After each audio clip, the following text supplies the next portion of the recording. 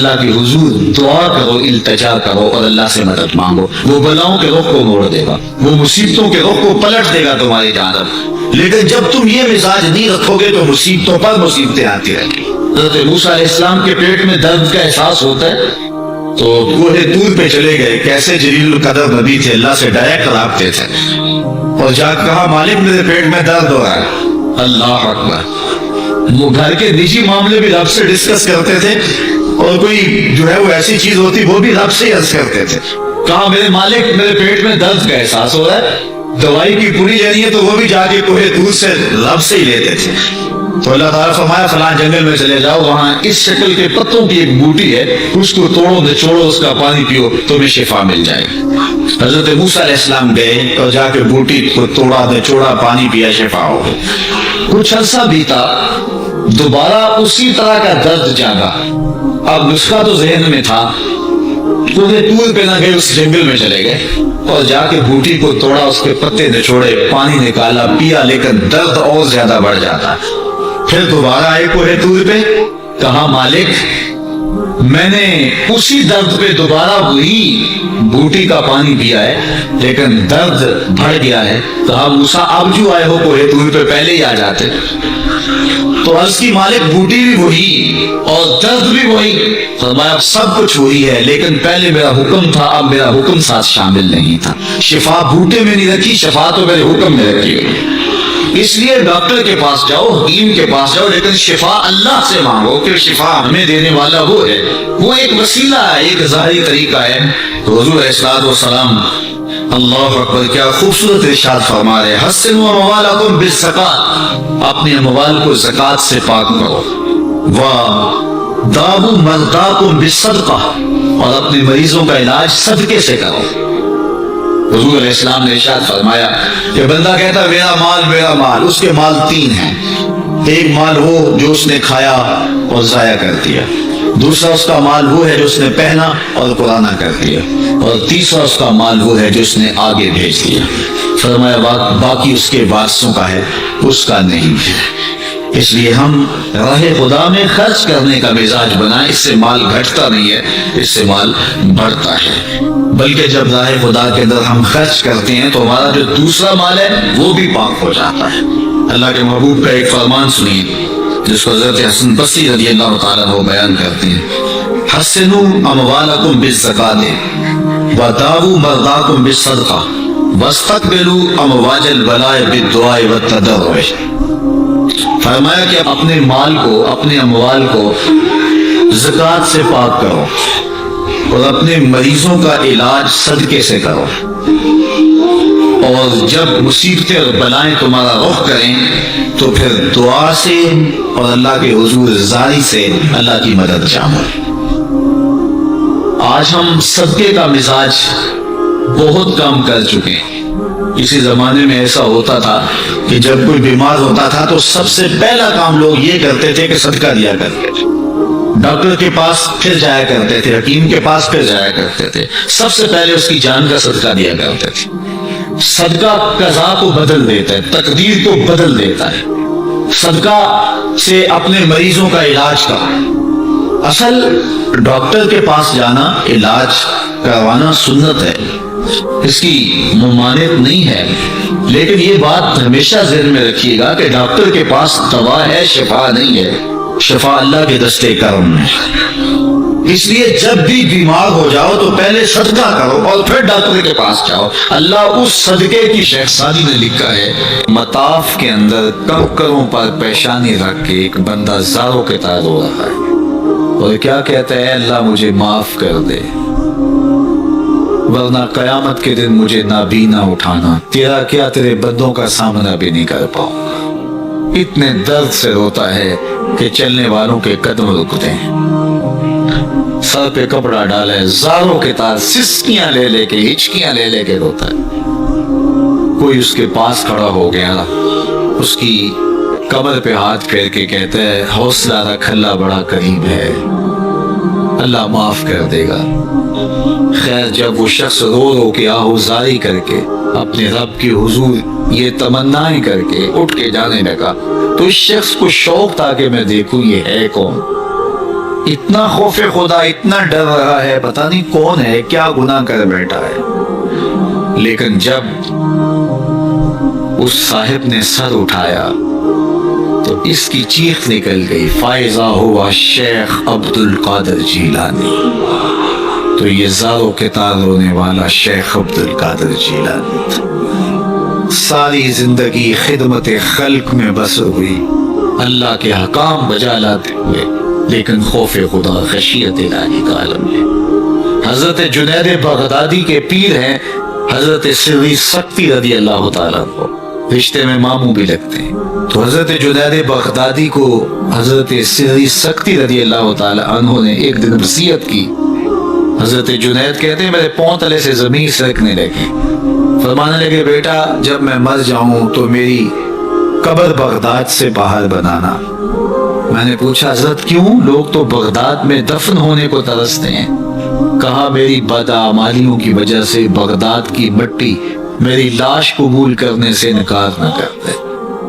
الذین یبیتون لربہم سجدا وقیاما، یہ وہ لوگ ہیں جو اپنی راتیں سجدے میں اور قیام میں بسر کرتے ہیں۔ ہم تو 4 نمازیں تسلسل سے پڑھ لیں تو بے نمازیوں کو حقیر سمجھنے لگ جائیں، لیکن یہ کیا ہے، زندگی ذکر و فکر میں گزرتی ہے، سجدہ و قیام میں راتیں بسر ہوتی ہیں، لیکن عرض کیا کرتے ہیں، مالک ہم سے جہنم کا عذاب پھیر دے۔ آؤ میں اور آپ اپنے گریبان میں جھانکیں، اپنے من میں اتریں۔ اللہ نے ہمیں کتنی نعمتیں عطا کی ہیں، کیا کچھ نہیں عطا کیا۔ ہماری راتیں کیا قیام اور سجدوں میں بسر ہوتی ہیں۔ ہماری 5 نمازیں بھی پوری ہیں، اگر ہماری 5 نمازیں بھی پوری نہیں اور سجدہ و قیام بھی ہمیں نصیب نہیں ہے تو پھر افسوس ہے ہمارے جینے۔ جب کسی سے پیار پیدا ہوتا ہے تو پھر یہ آرزو مچلتی ہے کہ میں اس کے ہونٹوں سے سنوں کہ میں تم سے پیار کرتا ہوں۔ تو بندہ ہو کے پیار رب سے کرتا ہے تو پھر دل میں آرزو تو مچلتی ہے کہ کانوں میں کوئی نغمے رس گھولے اور کوئی مجھے کہے کہ تم پیار کرتے ہو تو وہ بھی تم سے پیار کرتا ہے، تو زندگی کی ساری تھکن اتر جائے۔ تو کہا کہ یہ سننا چاہتے ہو نا، یہ آرزو ہے نا تمہاری رات جگے، تمہاری راتوں کی تنہائیوں میں سجدے، تمہارا دن رات رکوع قیام اور تمہارا اس کے حضور پیچ و تاب اور اضطراب اور زندگی کا یہ سارا تمہارا لف و نشر اس کی ذات کی رضا کے لیے نا۔ تم چاہتے ہو کہ ہمارا رب ہم سے راضی ہو جائے، کبھی کعبے کے چکر کاٹ رہے ہو، کبھی پتھروں کو چوم رہے، حجر اسود کو چوم رہے، کبھی ملتزم پہ لپٹ لپٹ کے آہوزاریاں کرتے ہو، کبھی مطاف پہ پیشانی رگڑتے ہو اور کبھی حتیم میں روتے ہو۔ تم اسی تڑپ میں ہو نا، یہی بتانا چاہتے ہو نا کہ ہم تجھ سے پیار کرتے ہیں، یہی بتانا چاہتے ہو نا کہ ہم تجھ سے محبت کرتے ہیں۔ کبھی سحری کے وقت مصلی بچھاتے ہو، تمہارے آنسو مصلی میں جذب ہوتے ہیں اور مصلی بھیگ جاتا تمہارے آنسوں سے، کوئی دیکھ نہیں رہا ہوتا لیکن تمہارے دل سے یہ روح اٹھتی ہے جس کے لیے یہ آنسو جذب ہو رہے ہیں وہ تو دیکھ رہے نا۔ تمہیں یقین ہوتا ہے لیکن محبت میں جب تکرار کی خو ہے، کہو نا کہ مجھے تم سے محبت ہے، تو پھر یہ خو جو تباہ کے اندر ہے بندہ سننا چاہتا ہے، وہ بے تابیاں اسے تنگ کرنے لگ جاتی ہیں، اس کے اندر اداسیاں پیدا ہوتی ہیں کہ یار میں تو اس سے پیار کرتا ہوں، میں تو اس سے محبت کرتا ہوں، وہ بھی کرتا ہوگا، یہ تو یقیناً اس نے مجھے توفیق سجدہ نصیب بھی تب کی ہے، لیکن میں بھی تو سننا چاہتا ہوں کہ وہ مجھ سے پیار کرتا ہے، میرے سجدوں کا مل ڈالا ہے اس نے۔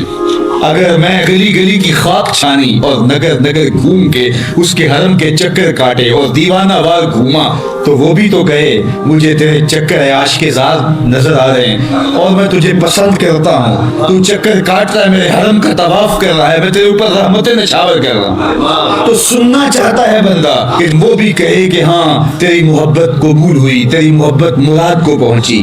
تو آواز آئی تم یہ چاہتے ہو نا کہ وہ بھی تم سے محبت کا اظہار کرے اور اعلان کرے اور اس کی محبت کا تمہیں یقین تو ہے لیکن وہ مزید جو ہے وہ اذعان و یقین کے سانچے میں ڈھل جائے۔ تو کہا کہ یہ اگر تم چاہتے ہو تو تم ایک طریقہ بتاتا ہوں. تم محبت کا جواب چاہتے ہو, تم ان سجدوں کا جواب چاہتے ہو, تم طواف اور ان چکروں کا جواب چاہتے ہو, تو تمہیں بتاتا ہوں میرے رسول کی چوکھٹ پہ آؤ اور ان کی اتباع کرو, ان کی اتباع کرو. تم نکلے تو محبت کرنے تھے, تم عاشق زار بنے تھے, لیکن یحببکم اللہ, وہ خدا ہو کے تم سے محبت کرے گا.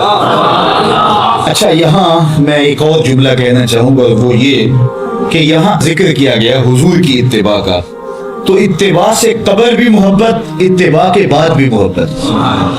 قل ان کنتم تحبون اللہ فاتبعونی یحببکم اللہ, یعنی اتباع سے پہلے بھی محبت, اتباع کے بعد بھی محبت. تو کوئی اتباع لالچ میں بھی ہوتی ہے, کسی غرض میں بھی ہوتی ہے کہ میں اس کی بات مانوں تو مجھے یہ ملے گا, لیکن کہا کہ تم نے میرے رسول کی اتباع ایسی کرنی جس کے آگے بھی محبت ہو, جس کے پیچھے بھی محبت. جب تم محبت کے دائرے میں رہ کے اتباع اور فرما برداری اور انقیاد اور اطاعت کے زمرے میں آ جاؤ گے, تو پھر تم تو نکلے تھے رب سے پیار کرنے کے لیے, لیکن وہ رب ہو کے خود کہتا ہے میں اب تم سے پیار کرتا ہوں, اور درمیان میں اتباع میرے حضور کی آئی. یہ مائک جس کمپنی نے بنایا ہے, جب ہم مارکیٹ سے خرید کے لائے تھے تو اس کے ساتھ ایک چھوٹی سی بک بھی آئی تھی جس میں یہ بتایا گیا تھا کہ اس کو ہم نے استعمال کیسے کرنا ہے, خرابی کی صورت میں اس کی اصلاح کیسے ہوگی, اور اگر اس کے مطابق ہم اس کو استعمال کریں, جس طرح کی بیٹری اس کے اندر آنی چاہیے تو وہ ڈالیں گے, تو دیر تک اس کے فوائد اور ثمرات حاصل کرتے رہیں گے. لیکن اگر ہم اس کتاب کو جو اس کے ساتھ ہمیں ملی تھی, جس کمپنی نے اسے بنایا ہے, تو اس کا طریقہ استعمال ساتھ بتایا, اس کتاب کو پھاڑ کے پھینک دیں گے یا اس کو لپیٹ کے کہیں اونچی جگہ پہ رکھ دیں گے, اور اس کو اپنی مرضی سے چلانا چاہیں گے تو پھر اپنی مرضی سے ہم اس سے فائدہ حاصل نہیں کر پائیں گے. تھوڑا وقت فائدہ حاصل ہوگا لیکن نتیجہ کچھ بھی نہیں ہوگا. تو جو کمپنی کوئی چیز تیار کرتی ہے تو اس کا طریقہ استعمال بھی ساتھ چھوٹی سی بک کی صورت کے اندر آپ کو دیتی ہے. تو جس مالک نے حضرت انسان کو بنایا ہے, اس نے ساتھ کتاب اللہ کو بھی بھیجا ہے. اس کو پڑھتے جاؤ اور اپنی زندگی کو سنوارتے جاؤ, اس کے مطابق زندگی گزاریں گے تو زندگی سوکھی ہوگی, اور اگر زندگی اپنی خواہش پہ گزاریں گے اور غلاف میں لپیٹ کے قرآن مجید کو اوپر رکھ دیں گے اور وہاں سے دیکھ کر کے اس کو آپریٹ نہیں کریں گے اس جسم کو, تو پھر نتیجہ وہی ہوگا جو عمومی طور پہ متوقع ہے. تو اس لیے التمسک بکتاب اللہ, اللہ کے بتائے ہوئے طریقہ حیات کے مطابق زندگی گزارنا ہو تو قرآن مجید کے بغیر ایک قدم بھی نہیں چلا جا سکتا. گر تو می خواہی مسلمان زیستن, نیست ممکن جز با قرآن زیستن. اگر تو مسلمان بن کے جینا چاہتا ہے تو قرآن مجید کے بغیر ایک قدم بھی نہیں چل سکتا. تو اس کتاب کے ساتھ تمسک اختیار کرنے کی تلقین کی. اللہ کے محبوب نے ارشاد فرمایا کہ میں تمہارے اندر دو بھاری چیزیں چھوڑ کے جا رہا ہوں, ان کو مضبوطی سے تھام لو گے تو کبھی گمراہ نہیں ہوگے. اولہما کتاب اللہ, ان میں سے پہلی چیز اللہ کی کتاب ہے. فیہ الہدی والنور فخذوا بکتاب اللہ واستمسکوا بہ, اس میں ہدایت ہے, روشنی ہے, اس کو مضبوطی سے پکڑ لو, اچھی طرح سے تھام لو, تم گمراہ نہیں ہوگے. یار جو شخص نابینا ہے اسے کیا پتا کہ یہ پھولوں کی بہاریں کیا ہوتی. جو پیدائشی نابینا ہے اسے کیا پتا ہے کہ آسمان پر بزم کواکب کے رنگ کیا ہے. اسے تتلی کے پروں میں قدرت کی سنائی کا کیا اندازہ ہو سکتا ہے. اسے مور کے پروں میں رنگوں کی مینا کاری کا کیا اندازہ ہو سکتا ہے. اسے پھوٹتے جھرنوں, بہتی ندیوں اور کوسے قضا کی رنگینی اور دھنک کی شوخیوں کا لطف کیسے نصیب ہو سکتا ہے؟ اس کو کیا پتا حسن کیا ہوتا ہے، اس کو کیا پتا جمال کیا ہوتا ہے۔ اسی طرح جس کے دل کی آنکھ اندھی ہے اسے کیا پتا ہے کہ جمال خدا کیا ہوتا ہے، اسے کیا پتا ہے کہ سجدے کی لذت کیا ہوتی ہے، اسے کیا پتا ہے رکوع اور قیام کا مزہ کیا ہوتا ہے، اسے کیا پتا ہے کہ روزے کا سرور کیا ہوتا ہے۔ تو اگر ہم اپنے دل کے میل اتاریں گے تو دل کی آنکھیں کھلیں گی، تو پھر زندگی کا لطف آنا شروع ہوگا، پھر پتہ چلے گا اسلام کیا ہے، پھر پتہ چلے گا دین کیا ہے۔ اللہ اکبر۔ اسی لیے قرآن نے کہا من کان فی ہذہ اعمی فہو فی الآخرۃ اعمی واضل سبیلا، جو دنیا میں اندھا رہا کل قیامت کے دن بھی نابینا اٹھائے۔ اس سے ان آنکھوں کی بے نوری مراد نہیں ہے، دل کی بے نوری مراد ہے۔ اقبال نے کہا تھا دل بینا بھی کر طلب خدا سے، کہ آنکھ کا نور دل کا نور نہیں، آنکھ کا نور اور ہے دل کا نور اور ہے۔ تو جس طرح آنکھ بے نور ہو جائے، آنکھ پر دھند جالا ککرے اور سفید اور کالا موتیا اتر آئے، تو ہم سب کچھ بیچ کر کے بھی آنکھوں کا نور خریدنے کی کوشش کرتے ہیں۔ تو یار کبھی اجڑے ہوئے دل کا بھی تو علاج کرواؤ۔ علاج تمہارے گھر میں پڑا ہے، راتوں کی تنہائیوں میں اٹھ کے قرآن پڑھو اور ساتھ رویا کرو، دیکھنا دل کے میل اترنے شروع ہو جائیں گے، اور دل کے پردے سے وہ غلاظتیں جب اترے گی تو پھر پتہ چلے گا کہ دل جمال یار کیسے دیکھتا ہے، دل کی دنیا کیا ہے۔ وچے ہی بھیڑے وچے ہی جھیڑے وچے ہی ونج مہانے ہو، 14 طبق دلے دے اندر تمبو وانگو تانے ہو، پھر پتہ چلے گا یہ دل دنیا کیا ہے۔ پھر اس کی تڑپ، اس کی بے چینی، اس کا اضطراب زندگی کا حاصل بن جائے گا۔ پھر زندگی کی بے چینی اور دل کی بے چینی اور دل کا محبوب کی یاد میں تڑپنا تمہیں سرور دے گا۔ پھر تم ایک ایک عزب میں دل مانگو گے، وہ مزہ دیا تڑپ نے میری آرزو ہے یا رب، وہ مزہ دیا تڑپ نے میری آرزو ہے یا رب، میرے دونوں پہلوؤں میں دل بے قرار ہوتا۔ پھر سمجھ آئے گی کہ یہ دل کتنی قیمتی شے ہے۔ اللہ نے بدن میں آنکھیں بھی دو رکھی ہیں، کان بھی دو رکھے ہیں، ہاتھ اور پاؤں بھی دو رکھے ہیں، لیکن دل ایک ہی رکھا ہے، اور دل عرش اللہ ہے، اللہ کا عرش ہے۔ پھر پتہ چلے گا۔ تو آئیے دل سے زنگ اتاریں، میل اتاریں، دل مصفا ہو، دل خوبصورت بن جائے، پھر دل کی کشکول پھیلا کے پھر عرض کریں ہر تمنا دل سے رخصت ہو گئی، اب تو آجا، اب تو خلوت ہو گئی۔ لیکن یہ میل کچیل سے ہٹا ہوا ہوگا تو گندی جگہوں پہ محبوب تو نہیں آتے۔ تو حسد، حقد، کینے، بغض، نفرتیں یہ ہم پالے رکھتے ہیں، اپنی زندگی کو ہم نے خود بوجھل بنایا ہوا ہے۔ میاں حسد کرنے سے محسود کا کیا ہوگا؟ ہم اپنے آپ کو تلخی میں مبتلا کیے ہوئے ہیں۔ بغض رکھنے سے مبغوض کا کیا ہوگا؟ ہم اپنے آپ کو بوجھ میں مبتلا کیے ہوئے۔ تو اپنے دل سے یہ سارے بوجھ اتار کر کے جب دل کو مصفا اور مزکا کریں گے تو پھر دیکھیے کہ دل کے آئینے میں کیسے جمال یار دکھائی دیتا ہے۔ تو اس دل کی اصلاح ہوگی کثرت کے ساتھ قرآن مجید کی تلاوت کرنے سے۔ تو راتوں کی تنہائیوں میں اٹھ کے قرآن پڑھو، دیکھنا کہ کیسے دل کے زنگ اترتے۔ بعض لوگ بڑی عجیب خبر سناتے ہیں، میاں تمہیں کیسے پتا؟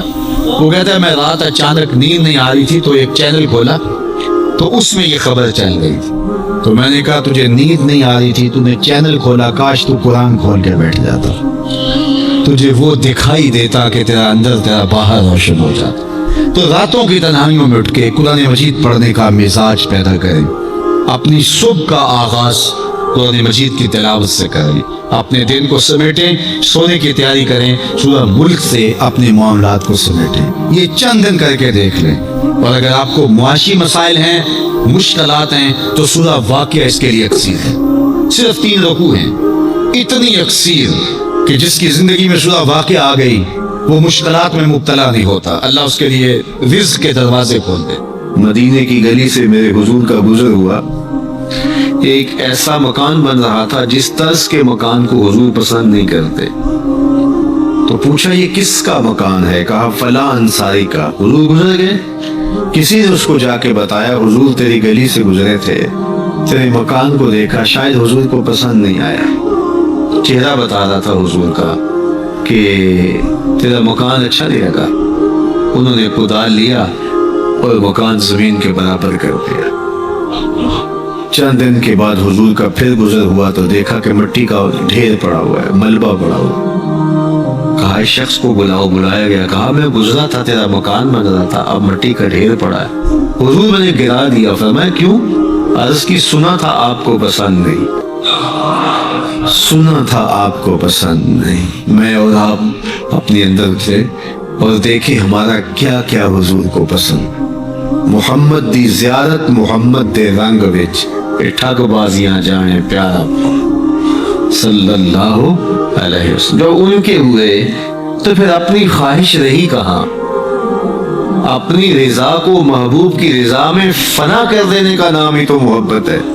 تیرے ہندیاں سندیاں محبوبہ میں کافر ہوا جے میں ہوا, اپنی نفی کرنے کا نام ہی تو محبت ہے. لیکن میں اپنی خواہشات کا پتلا ہوں اور عاشق رسول بھی ہوں. کیسی عجیب کہانی ہے.